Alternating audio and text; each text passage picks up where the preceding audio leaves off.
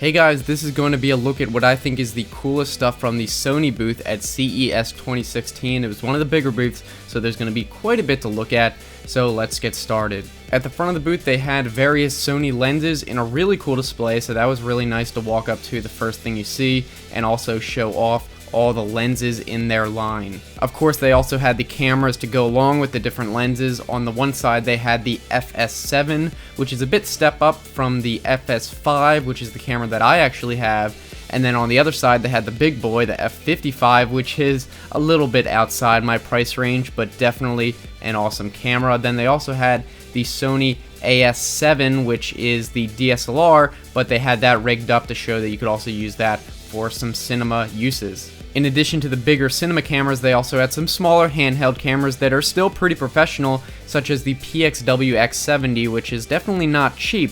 I believe it's around $1,400, so you can still get some great quality out of that without having to go to a big giant camera like the FS7. Also in the camera area, they had different shake reduction technologies on display, and this was actually really interesting to look at. They basically had a plate with the two cameras on it, one with the shake reduction enabled and one without it.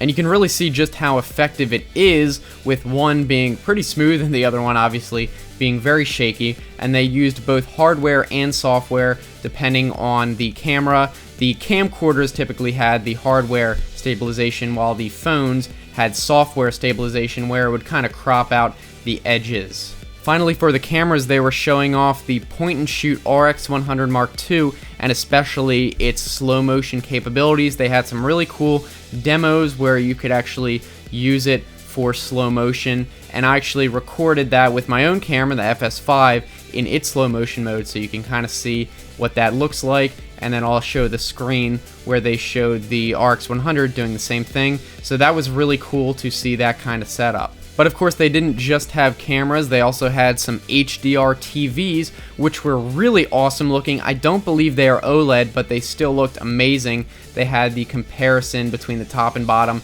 and different stations showing what the conventional TV looks like compared to the HDR. And I gotta say, the HDR looks way better. I knew it would, and I really think HDR is going to be an awesome technology. Next, one of the coolest things Sony had was the glass speaker. This is an LED source.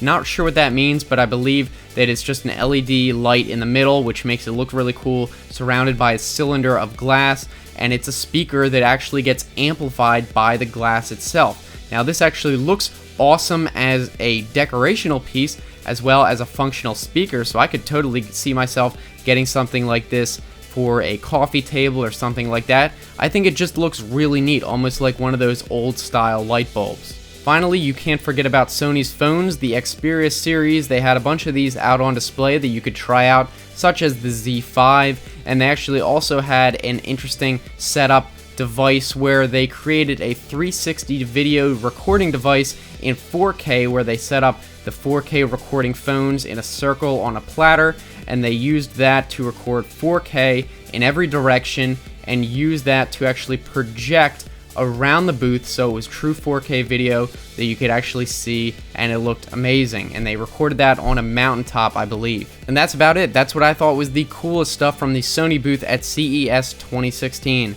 Be sure to subscribe because I've got other booth overviews that I'm going to be doing. I've already made the Intel one. I'll put that link on the right hand side, and I'll put the link to my other CES videos playlist in the description so you can look through those and see if you find anything interesting. So be sure to like this video if you found it interesting, and let me know in the comments section what you guys thought. And thanks for watching. I will see you next time. Have a good one.